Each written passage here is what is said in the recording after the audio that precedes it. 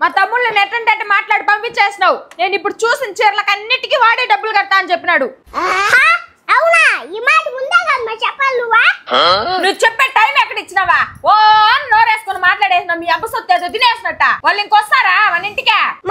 నువ్వు ఉండు, నేను తీసుకొస్తా. ఓడగానే డబ్బులు కడతా అన్నాడా?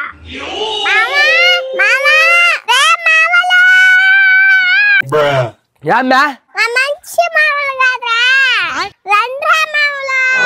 నేనేదో తమాసి మాట్లాడుతానా, దానికే పొయ్యాలి కాస్తారా? రారా. అసలు ఏం జరుగుతుంది ఇక్కడ? అమ్మా అమ్మా, నీకే చీర కావాలంటే తీసుకోమ్మా. అమ్మ డబ్బులు ఇస్తానిందా? ఇది కావాలా, ఇది కావాలా, అన్ని కావాలా, ఇది కావాలా? అరే ఏంట్రా ఇది? తీరా తమ్ముడు చూస్తానా? మా డబ్బులు అంటే మీ అమ్మకి చీర తీయిస్తావా? మీ నాయన డబ్బు అంటే నా బట్టలు, పనికి మాల నా బట్టలు అని తిట్టి పంపిస్తావా?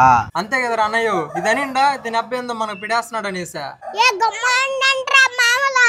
చిన్న బిడ్డ ఏదో నోరు తెలుకుండా మాట్లాడేసింది, దానికోసం ఫీల్ అయిపోతున్నారే. రే తమ్ముడు, ఈ 2 చీరలు నాకు బాగా నచ్చాయిరా. ఒక్కొక్కటి 5,000 ఉంది, 10,000 అవుతుందిరా. అక్క నా దగ్గర 2,000 ఉన్నాయి మా. రే తమ్ముడు, ఇప్పుడు దీని దగ్గర మీ పరిస్థితి ఏంట్రా? నాకు తెలుసు ఈ నా బట్టల గురించి. ఈ నా బట్టలు పెట్టేవాళ్ళ. రే లేండ్రా పైకి, ఫోన్ రా ఇంకా నుంచే. నేను రమ్మంటే ఈ నా బట్టలు ఎగేసుకొచ్చినారు. నా బట్టలు తినేదాన్ని ఫోను. ఏంద్రా చూస్తున్నారా? ఫోన్ రా నా బట్టలారా.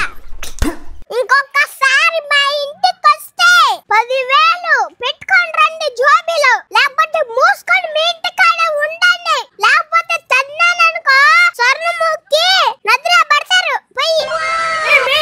ఏంటి మా తమ్ముళ్ళనే? మా తమ్ముళ్ళు చీరలు తీస్తాడు అన్నవే. నా బట్టలు 2,000 ఉన్నాయంట. ఎందుక ఆడ 10,000 అవుతాయంట. ఏం చేయాలి ఇప్పుడు? వాడు బతికే వేస్ట్. మేము మా నాయన కానీ డబ్బులు అడిగినారంటే ఎగ్రేస్తంతో నిన్ను మీ తమ్ముళ్ళే కొట్టానంటే గొక్కెట్టాడు. రామక్క మీ ఇంటికా? ఒరే లేదు చీరలు దాపోరా ఆయన. బుద్ధి లేకుండా వచ్చినారు అన్నయ్య.